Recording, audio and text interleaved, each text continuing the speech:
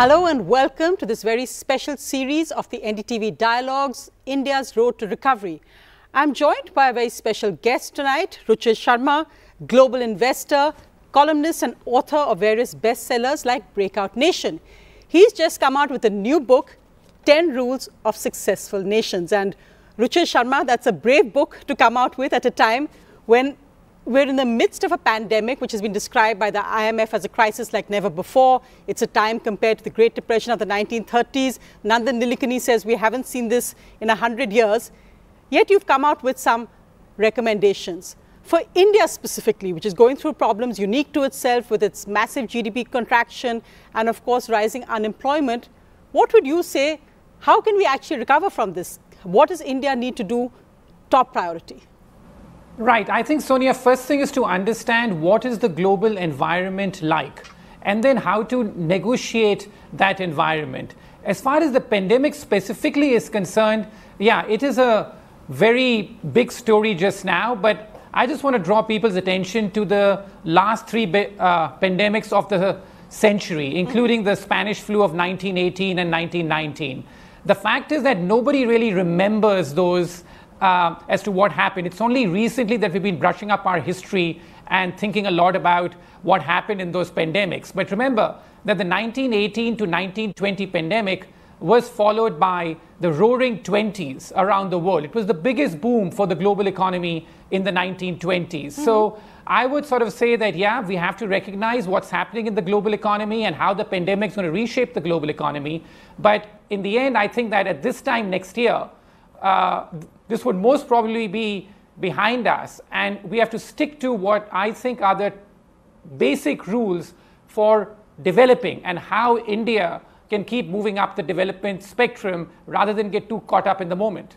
Right. So that's an important point, because I think everybody's so focused on the GDP numbers which came out of that Corona quarter, as it's been called. But let's go through the rules, because the first one which you've put is that successful nations fight population decline. Now, that's an interesting argument, of course, because in India, we often talk about overpopulation as being our bane, that is our demographic dividend becoming a demographic disaster, especially with rising rates of unemployment. Why do you think that successful nations actually fight population decline? Why is that your rule number one? Well, yeah, because if you look at the history of development, economic growth is a function of two factors. One is the increase in your labor force growth, and two is the increase in productivity. So I think this is a basic fact which is lost on many people, which is that having strong population growth is a necessary, if not a sufficient condition for achieving high economic growth. If you look at all the East Asian miracle stories which we aspire to, from Korea to Taiwan to China and even Japan back in the 50s and 60s, they all had one common factor, which is that at least the working age population was growing rapidly. So if you look at all the post-war miracle growth stories, you needed an increase in the working age population of at least 2% a year. If you didn't have that, the probability of achieving more than 6 or even 7% growth was very little. So I think that this is something we have to understand. And in India's case, we tend to sort of live in the past a lot. We go on about our population explosion. That has changed. So in fact, even in India's case, the working age population growth has been slowing down significantly. I think in the 1960s, it was as high as 5 or 6% a year. It's now down to less than 2%, which is still on the higher side as far as the global economy is concerned. But with the working age population growth rate of less than 2% as India has, very few countries in economic history have achieved an economic growth rate of even 6% a year. So I think that this is why having strong population growth is a necessary, if not a sufficient condition for high economic growth. But what happens when the job production, or what happens with this issue of, say, restlessness, which many analysts often talk of the fact that the large young unemployed population is a problem when you talk about social growth and other aspects. What happens when the job production or the jobs available doesn't match up that productive working population? Yes, that's true. So I think, as I said, it's a necessary but not a sufficient condition, because for all the demographic dividend that the countries in East Asia were able to capitalize on, you have enough countries in Africa and Middle East that were just not able to benefit from the demographic dividend, and it led to a lot of social unrest that you're pointing out to. So that's when my other rules come into play, which is that it starts off with population, that if you don't have strong population growth rate, you can't aspire for high economic growth rate. But that, as I said, is a necessary but not a sufficient condition. So my other rules in the book, the other 9 rules, so to speak, those are much more focused on how do you convert that demographic dividend actually into something substantive as far as economics is concerned. So rule number 2 that you have, Ruchir, is that successful nations rally behind a reformer. Does Prime Minister Modi, now in his 2nd term, still extremely popular according to recent opinion polls, fit that role at this time? So here's what pure data shows, which is that if you look at the leaders across the developing world and leaders that have lasted for more than 5 years, which is more than 1 term typically, we see a very distinct pattern, which is that the maximum economic reforms and the maximum stock market gains tend to be all front-loaded, which is that it all happens in the first couple of years. So in fact, in all these instances, what we find is that the returns begin to slow down with time.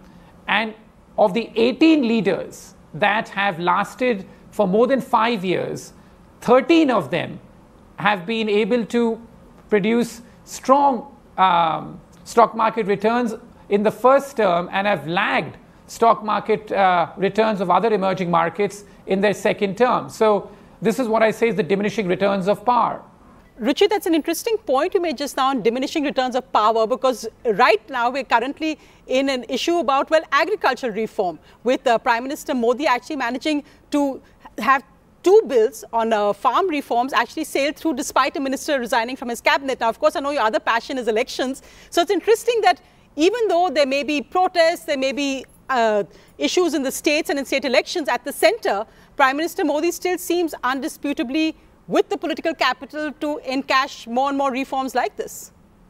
Yes, so I think that theoretically India has 2 things going for it in this regard. One, as you mentioned, that he still has a lot of political capital, even though he's now well into his 2nd term, when typically political capital begins to diminish. And the second point, which I think is that if you look at India's history, we only tend to carry out economic reforms when we have our back to the wall. And this is something which, again, I explain in the book, that it's a 4-stage process that most emerging markets tend to follow, which is that they reform when they have their back to the wall. That's when you end up getting an economic boom because the reforms facilitate that. And then you get complacency, which again seeds this, which again sows the seeds of a crisis, and back you get into the circle of life with a crisis. So I think that what he needs to do, which is the government and Prime Minister Modi rather, is that they need to focus a lot on the fact that we are in a crisis environment and use that to try and push through reforms, because I think that's something which he has the political capital to do so. And, we are in an exceptional situation where we need to use that situation to push through these reforms like we have done in the past when we have had our back to the wall. Do you think, in fact, he's got the space to go much further? Because one argument would be that, in fact, we're not being reformist enough, that this is the time when we can literally reinvent everything, whether it's looking at monetizing a fiscal deficit, whether it's forgetting what a deficit, whether it's printing more currency, or even looking at dismantling various issues of how we've distributed welfare so far, that maybe look at putting emergency cash into people's hands. Is this the time to be actually guns blazing on all kind of reforms you couldn't do otherwise? Yeah, so I think we have to be careful about what we define as reforms, because some of the things that you are mentioning here are not really reforms because they are handouts. Now, you can argue that a developing country like India, we have to keep in mind the welfare and the handouts. But I think that this is where we have to learn from the other countries, which is what I mentioned in the book. There's a line from one of my favorite movies of all time, Top Gun, that I keep remembering every time I see the economic debate unfold in India. And that is that our ego keeps writing checks which our body can't cash. And so this is where I see that, we want to give this handout, or we want to give this amount of stimulus because America's done this or UK is doing that. And I just think that's all misguided. We are still a developing country. Our resources are limited. We entered this crisis with one of the worst fiscal deficits and highest public debt burdens in the world. We don't have a reserve currency. So I think that under those circumstances, we can't give these handouts. And there are other developing countries that have tried to print their way out of trouble and gotten into a lot more trouble. Take this pandemic itself. Among the two worst performing countries in the world are Turkey and Indonesia. And in both those instances, what we've seen, especially in places like Turkey, they have tried to follow some very unorthodox policies and tried to print their way out of trouble. And the entire economic system there is a complete mess. Right. So we cannot try and ape what the West is doing in our policy responses and forget the fact that we are still a developing country. So the reforms that we still need to carry out, look at what East Asia did again. I keep going back to that East Asia is a successful model. When East Asia was at a similar stage of economic development as India, with a per capita income of $2,000 or $3,000, they were spending very big on infrastructure. And countries like China, which we think of it as a communist state, in fact, those countries from an economic perspective were very strongly capitalist in the way that they had no welfare spending or very little welfare spending and social spending, because they just wanted to get on with it and focus on building a manufacturing base and export their way to prosperity. So that's the model we need to look at, not what the West is doing today, and also to see that the countries that are following this path of handouts and fiscal indiscipline, what the consequences have been, whether it's Turkey or whether it's places in Latin America such as Argentina and Venezuela. Absolutely, and I think perhaps a whole new India model is going to emerge from how we deal with this pandemic. But the other very interesting point in rule number 3, Ruchir, and I think it's interesting for India because, of course, we know that some industries, some billionaires have made a lot of money during this pandemic. And it's always interesting when looking at with this point of, you say successful nations produce good billionaires. Now, how would you define good billionaires? Does it include the Ambanis, the Adanis? How would you see the Tatas? But the fact is that Mukesh Ambani has redefined his business during this pandemic. Right. So the way that I define good and bad billionaires is in what industries they're mainly dealing with. And my point is that billionaires that make too much of their wealth in the so-called rent-seeking industries. These are industries in which you need a lot of government help, a lot of regulatory help. That is typically not a good sign. On the other hand, when you have billionaires who make a lot of their wealth in industries that are because of genuine innovation, whether it's manufacturing or technology, those I generally define as good billionaires. Now, not everyone in a commodity business or in a regulatory business is a bad billionaire, but if you get my point, it's the mix, which is what matters. So as far as India is concerned, I think one thing which is very interesting that has developed over the last decade is that a lot of the wealth creation in India has actually happened outside of India. And what do I mean by that? Which is that if you look at the new companies rising in India, the so-called unicorns, these tech companies, a lot of them have relied on foreign investment to grow, where the promoters themselves have not really made that much money because they've been forced to keep diluting their stake and selling out to foreigners. So in India's case, it's quite interesting that, this is a phenomenon that I'm looking at globally, that we're seeing this era of tech colonialism in a way, which is that investors from US and China in particular have been making a lot of money across the world by investing in companies in the emerging world such as India. And the Indian businessmen as such have been selling down their stakes, both in the old economy and in the new economy that's been coming up. So India's billionaire mix is in fact changing, but also the fact that a lot of the wealth creation in India is unfortunately happening outside of India, and we're not seeing the growth of too many domestic billionaires in India. Yes, we have seen some. We speak a lot about the Ambanis and Adanis, but not enough about someone like a Damani, who has now emerged as, I think, India's second largest billionaire, even though the gap is huge between him and Mukesh Ambani. But we're seeing some instances of those, but mostly I'm concerned that we are in this era of tech colonialism where a lot of the wealth creation is happening outside of India. That's an important point also, because of course we saw with what happened recently with India and China, and when you shut down on the so-called what's seen as Chinese firms, and then you start questioning Indian firms with Chinese investment. What should be India's solution, or Indian businesses' answer to this? Because of course, on the one hand, you keep hearing the SBI chief, the RBI chief saying Indian businessmen must invest more. Is there an environment for that? Is there a trust that they can do this? Do they have the capital to do this right now? Right. So one is capital, but the other is the regulatory framework. That the issue in India, and this we've been dealing for many years now, is that a lot of the domestic business people in India feel that the regulatory environment is very hostile to them, that the tax environment is very hostile to them. And I think that that is what we need to do more to change, to favor domestic businesses in India. But if you're going to keep treating domestic businesses in India as mainly crooks, and if you're going to sort of keep having a regulatory environment where there's a lot of fear for setting up new businesses, and even among the bureaucrats, in all fairness, there's a lot of fear about taking any big decisions because you don't know what will be questioned when. I think it's that environment that we have to deal with a lot. Otherwise, we'll just keep seeing this era where a lot of the domestic Indian businessmen are going to keep selling out their stakes to foreign entities because they have the capital, and they sort of think that they can deal with that offshore, but the domestic environment remains very tough for businesses out here.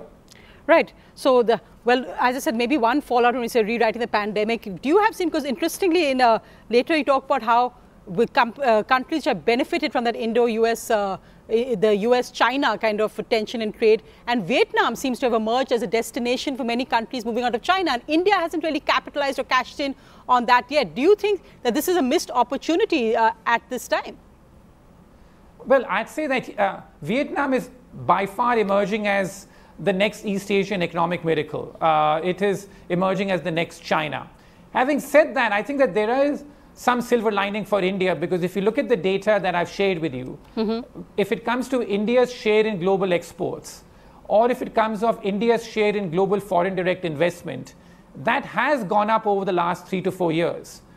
So India has been one of the beneficiaries so far of this era of much greater US-China hostility and of China moving up the value chain. It's not been as big as Vietnam, and I wish we were as big as Vietnam, and the contradictions are incredible. In the book also I've pointed out that it's a real irony that 70% of our agarbattis or incense sticks are actually manufactured in Vietnam. Look at the contradiction of that. Absolutely. Something as quintessentially Indian as that. But I think that in all fairness, though, India's share of global exports and India's share in global foreign direct investment has gone up, and we're among a handful of countries where that share is increased. Right. So let's just move now, Ruchir, to your rule number 4. Looking at state power and how successful nations have right-sized governments, and also importantly, the choices that the Indian state makes on spending. That the problem is not about spending, but spending choices. Why is that so crucial at this time? Because once again, we look at what East Asia did, right? We all have limited resources. How do you spend the resources is very critical. And in the book, what I've tried to do is to just show what other countries have done successfully. Now, I know that in India, we always get pushed back that the politics here is different. But my biggest concern, Sonia, for India has always been this, that we got political freedom 70 years ago. We just didn't get enough economic freedom. And so if you compare to the East Asian economic model, the economic freedom indices in terms of where we are still far, far too low. And that is where I feel that the size of India's state is not too big, but the priorities are very misplaced in terms of where we are spending. And this sounds heretical in the Indian context, but the amount that we are spending on welfare versus infrastructure is still very large compared to East Asian economies. So we can have a choice that, yeah, if we want to have our own economic model, that's okay. But if we want to grow as rapidly as East Asia, then we can't say that, oh, we're going to spend so much on welfare and keep people on the farms, and on the other hand, we're going to try and grow like East Asia. That's not going to happen, because if we want to be like East Asia, we've got to follow their policy mix much more at this stage of economic development. Korea, Taiwan, China, these countries never spent this much on social welfare, and that's for a reason. I mean, it sounds like brutal capitalism, but that was for a reason. They wanted people to move into manufacturing, move away from the farms very rapidly, and grow into prosperity. Interesting point, of course, when we saw recent numbers, the only sector seeming to be booming was the agriculture sector. Manufacturing services were all down so much. So in that sense, you don't think that even with the agriculture sector booming, the fact is it just can't sustain the amount of people or the population which is depending on it right now? Absolutely critical. Yeah, so you like hit the nail on the head. And for me, this is one of the disappointments about India, as I mentioned, that what runs in our DNA, it seems, even in the political class, is a lot of statism and socialism. Because if you look at the so-called right of the center parties in the West, they're very clear on their economic policies, which is that the economic policies are distinctly much more oriented towards being business friendly and being free market. In India's case, that is the point, that all the political parties, including the BJP, have a great belief in statism and socialism, and so therefore we are never able to carry out the kind of economic reforms that other countries did to become much richer nations. Right, and as I said, let's see how the future of those bills, currently those farm bills which are being, which were cleared, but let's see what the political fallout of that actually happens if they go through. But rule number 5, Ruchir, for you is that successful nations make the most of their location. Now, for India, of course, geopolitically, there's the issue of the hostile neighbors, currently China, Pakistan, but we are, in terms of trade also, not very neighborly at all. So this is one of the biggest fault lines as far as India is concerned, that if you look at what happened to other countries that developed rapidly, they were able to do so by exporting a lot regionally. Intra-regional trade was very strong. Southeast Asia comes to mind here, obviously. Europe, many decades, if not centuries ago, that intra-regional trade in those places was very strong. You trade a lot with your neighbors because that's the easiest thing to do. The two regions where intra-regional trade has been very weak because of hostilities and other factors is South Asia and Africa. So this is something which again India has to consider, and how things have shifted. When Prime Minister Modi first came to power in 2014, he spoke about this, much more of a regional outreach. Now, because of circumstances, our own domestic politics, we have further gone down the line of having an unfriendly neighborhood, and that is obviously not conducive for faster economic growth. And this is something I keep repeating in my book, that all I'm trying to do is to show you as to what did other nations do to grow rapidly. What are the 10 rules that we need to follow to try and grow rapidly and get out of poverty and become a middle income nation? That is the entire focus of the book, that this is what other nations have done. And what is it that we are doing currently, and how does it match up to those countries? So, of course, whether it comes to state spending, whether it comes to intra-regional trade, for everything we can have an excuse. Oh, this is why we are not trading more. This is why we have to spend much more given our society and the number of poor. But all I'm trying to tell you is that if you do that, the chances of you achieving high economic growth are much lower. And in fact, the interesting part, because this was another focus of the new government, when it came in 2014, was also about smart cities, that developing India beyond Delhi, Mumbai, Surat, the commercial capitals. Now, of course, these are the cities that have been hit the hardest in the current corona pandemic as well, because of the high population of migrant workers, the exodus, now people coming back. Why, in a sense, has India not been able to develop almost satellite cities or these smart cities in a way which is economically viable, commercially viable as well? Why did we see those horrific images, really a second partition of people walking thousands of kilometers to go back to where they actually came from? Right. Yeah. So this is another very interesting contrast with China, that if you look at the number of new cities that China was able to develop, and new cities I define as places which start with a population of, let's say, less than 250,000, and then the population ended up booming to over 1 million. The number of new cities that China was able to develop during its development stage, there were like nearly 20 new cities which came up in China, cities we never heard of. In India's case, we've hardly seen any new cities come up. And I think that this is really happening because of our urban development policies, and also because there's so much concentration of power, I think, which still remains in capital cities, whether at the chief minister level at the states, because we focus a lot on the politics in Delhi and what's happening in Delhi. But this is something where I think even the chief ministers at the state need to think a lot more, that everybody functions as a bit of a supremo. And so they're reluctant to divest too much power to the regional areas in their own state. And so therefore we just haven't seen enough new cities come up in India. So this is, I think, a broader problem, which again goes back to the point I keep making, that the central tendency, I think, of India's political class is still one of statism, of control, rather than of devolution and giving up power. No, and absolutely, you're right. I think the strongman supremo model is now in state after state as well as some of the chief minister model we've seen, whether it's in Telangana, whether it's in West Bengal. It's interesting to see that various models in different states. But just this point also, because I think we've come a long, long way now, especially with Corona and the travel restrictions, from the time when Thomas Friedman had written, say, the world is flat, or you're being Bangalore, because now it's all about domestic markets. That's a key trend you're talking about in this book as well, that in this, now you're calling it a deglobalizing world. That's the world of 2020. Yeah, so the world is turning much more inward. The era of deglobalization is over. And this has got not just to do with trade flows, which is how we think of globalization. It's also got to do with capital flows, much more restrictions on capital flows. India, as you know, has tried that with China and in general become more protectionist. But even in China, it's so interesting that the term that China is using a lot these days is self-reliance. Now, it's very interesting. Where did this term self-reliance first originate? It was North Korea back in the 1950s and 60s. But now we have countries like, even in China, when I read the, what the party is doing out there, they keep talking about self-reliance.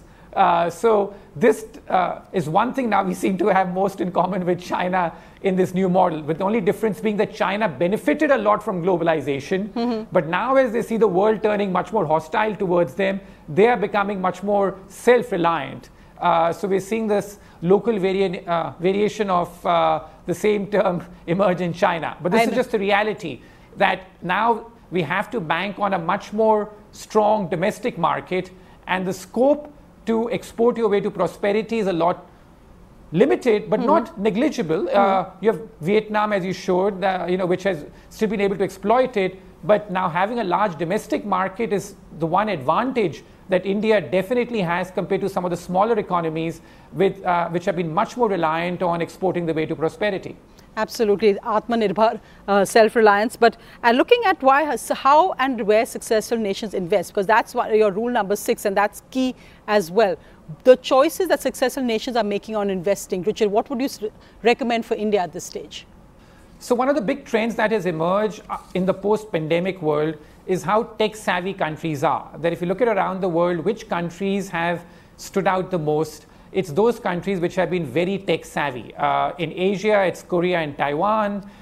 In Europe, you have countries like Switzerland that have been able to do that, even countries like Finland, Germany. So tech-savviness has become a big focus area and something which I think is likely to last for a while.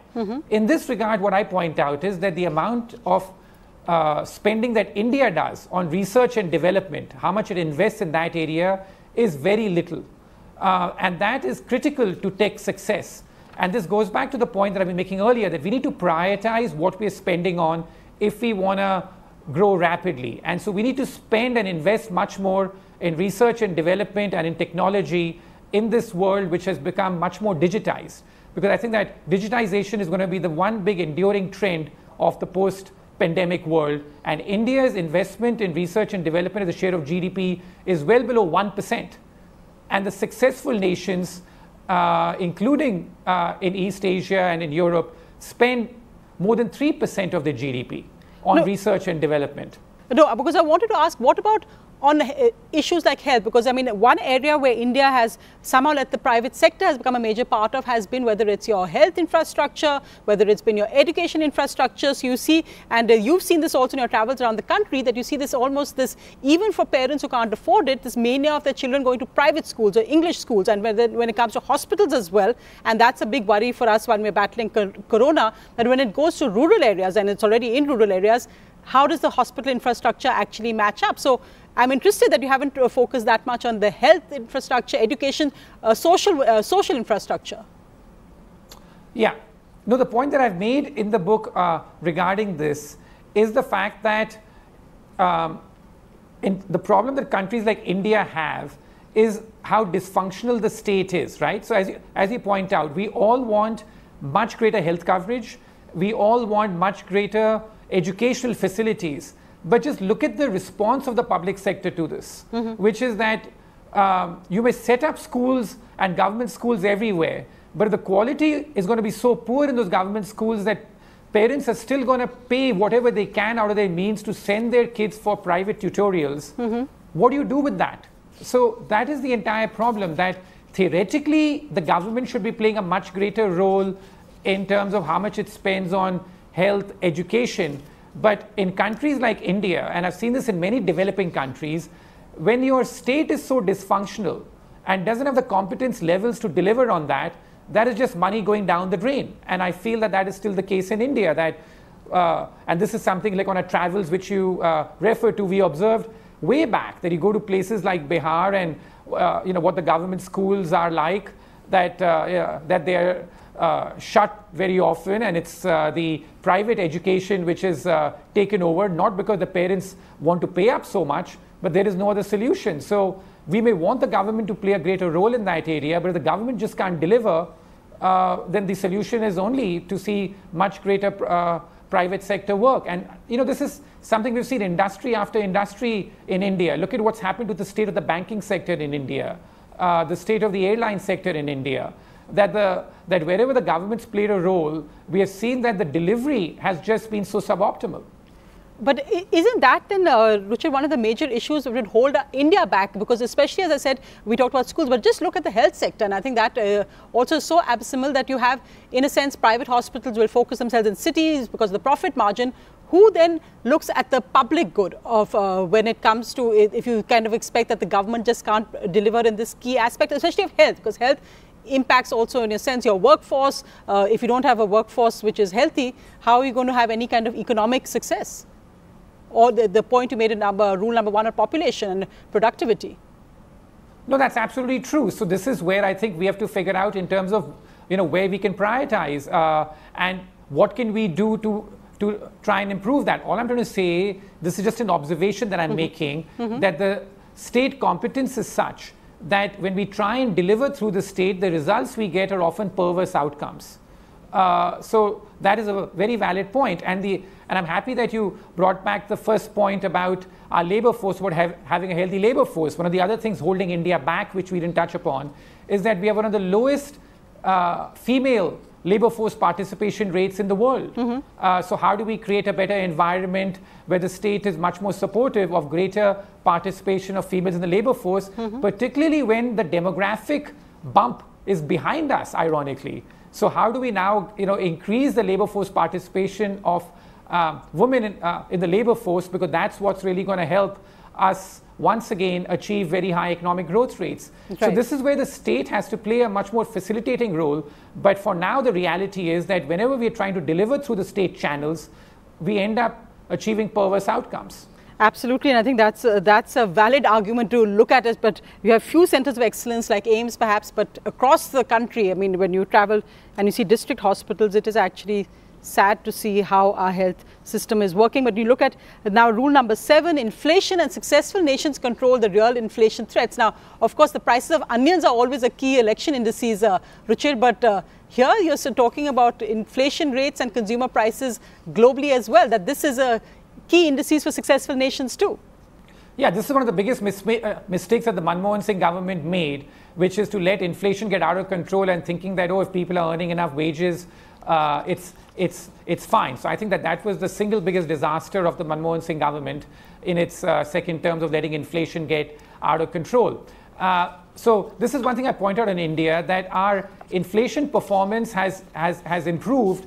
But even today, if you look at India's inflation rankings in the world at a time when inflation is very low, India's inflation rate remains relatively sticky. That we find it very difficult to bring the inflation rate below 5% in any major way. And this is one of the major impediments again towards this idea of printing our way out of trouble, because of the fact that our inflation rate is relatively high on a global basis. So if we try to do too much of that, that is the big risk that we will run. And remember, and you know this very well, that in India, we don't know whether high economic growth delivers electoral success. But one thing we do know, that high inflation definitely kills any political prospect. Absolutely. We've seen government after government lose when inflation's gone up, with onion prices being a good litmus test of that.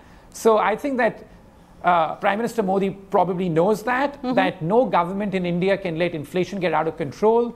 And that is one of the main reasons I think that's keeping the government in check from pursuing a more adventurous monetary policy and trying to print our way out of trouble.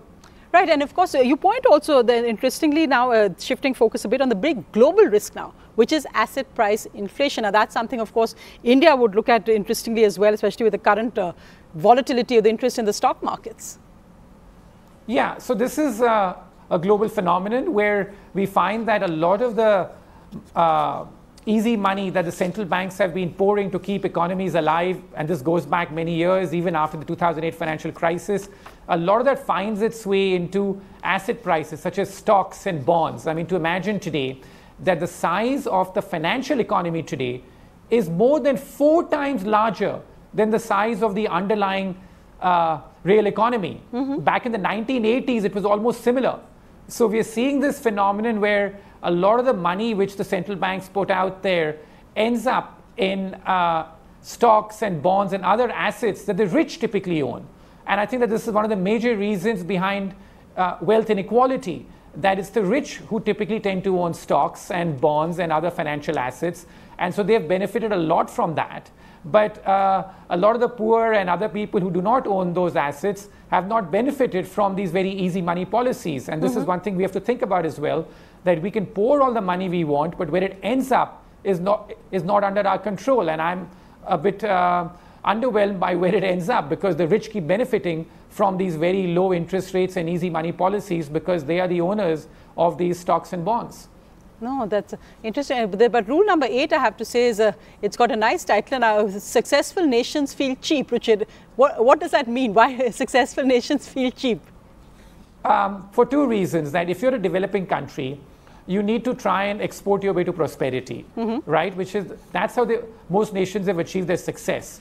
And not just that, particularly like in a deglobalization world, you may not rely too much on exports, but for whatever you do, you need a cheap, competitive currency, because a lot of politicians like to think of a strong currency as almost a nationalistic symbol, that we need a strong currency. Yeah, but you look at what China did, you look at what these other countries did, they maintained a very undervalued currency for a long period of time. So that's just something which is that your currency needs to be competitive. And the second thing is that it also helps attract more capital flows when your currency is competitive rather than an overvalued currency. And I saw this. Countries like Brazil, Russia suffer enormously when a commodity boom last decade took their currencies to very high levels. So this is where I say that, just visiting a country can tell you if it's competitive or not, because you go out there, you try and buy a coffee or you try and buy a hamburger or whatever you want. How much does it cost? And I think that as far as India is concerned there, we're somewhere smack in the middle, that a currency feels somewhat competitive, but we should not allow the currency to get too strong, because we need a competitive currency to grow and attract capital flows as other successful developing nations have done. In fact, the other graphic on this is very interesting, where you say India is not living beyond its means. And if you actually just go into rule number 9, which talks about debt and how successful nations avoid debt manias. Now, of course, at this time, we're in a interesting economic clash with this thing on GST and the fact on whether the center can pay the GST dues to states, and there have been many debates about, whether this is a default of a sovereign promise, etc. How do these aspects fit into when you talk about India as keeping its deficit under control, but not paying GST dues, not paying what is in a sense a sovereign guarantee to its states? Right. So yeah, these are exceptional circumstances, and I hope that that the center will be able to pay the dues to the states, because there's always room to try and figure this out, and I think that eventually some solution will have to be found. So the point I make about debt is this, which is that as far as India is concerned, India's public sector debt is very high. But on the private sector side, the evidence is a bit mixed. That if you look at it, yes, we have had pockets of debt bubbles, like we did in the on the NBFC side for a while, and even some of the households felt a bit stretched. But at least the good news is that the private sector in India has been going through this process of deleveraging for a while, and as things stand today, the indebtedness is coming off. So that should bode well for the next few years. But the public sector debt is very high in India. And so I think we once again need to be very careful about where to prioritize and where to spend, because with these sort of public sector debt levels, our long-term interest rates are not going to decline much. And this is something we forget, that no matter what the Reserve Bank of India tries to do at interest rate, what matters a lot for the cost of borrowing are long-term interest rates. And as long as your public sector debt is relatively high, the long-term interest rates aren't going to come down too much and make it much more difficult for India to keep financing its debt.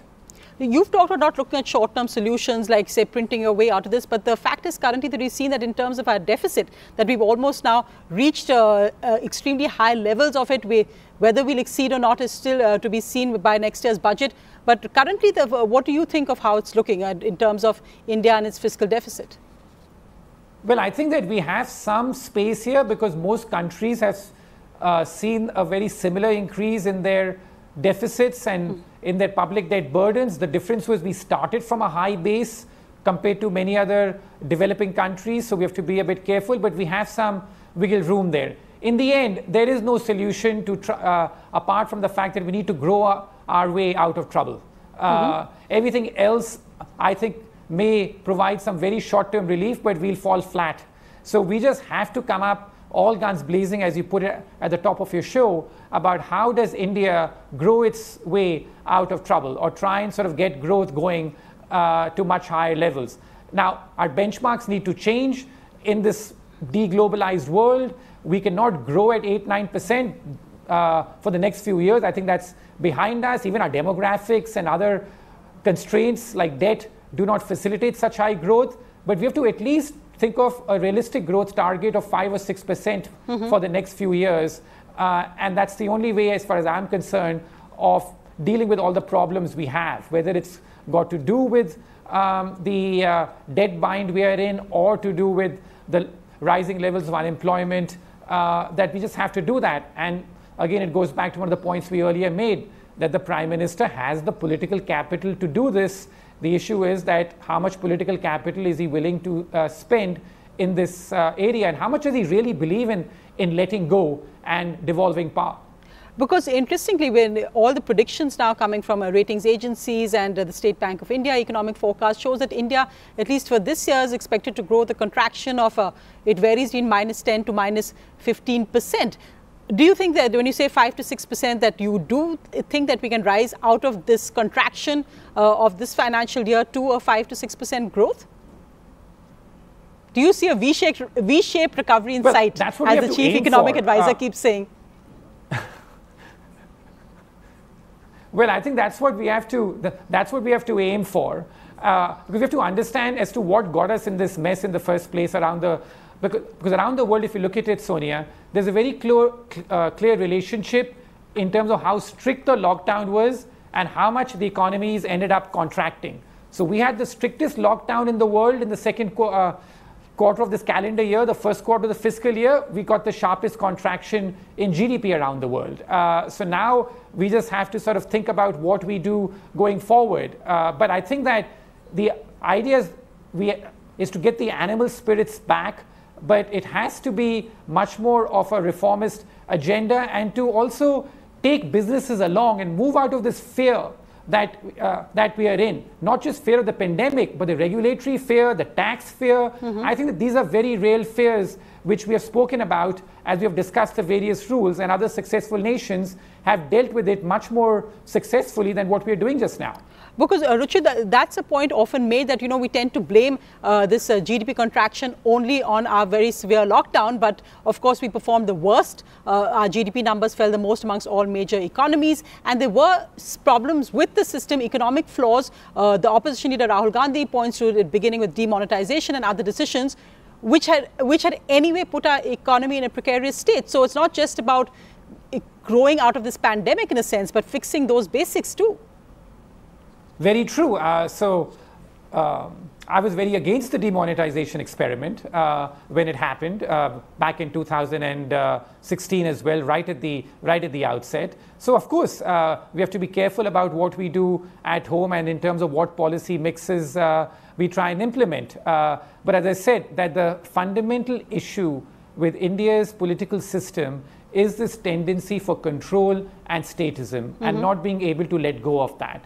That, for me, I think has been the fault line that has run through different regimes, different governments, and something I see even at the state level, over the last few months as we have dealt with this pandemic. So that, for me, is the single biggest fault line. And as I keep saying in very simple terms, we got political freedom a lot 70 years ago. We just never got the matching economic freedom.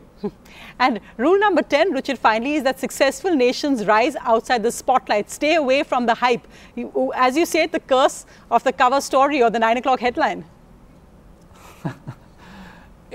As you know, that I wear two hats, right? Which is that I've been a writer, and in a way, I began my career as a kid in journalist rooms. And one thing that I learned right from those days is the fact that that once the entire media gets very excited about a particular story, it is rather late in the day, particularly when it comes to economic trends, which tend to shift and change over time. So this is a piece of research that we ended up doing.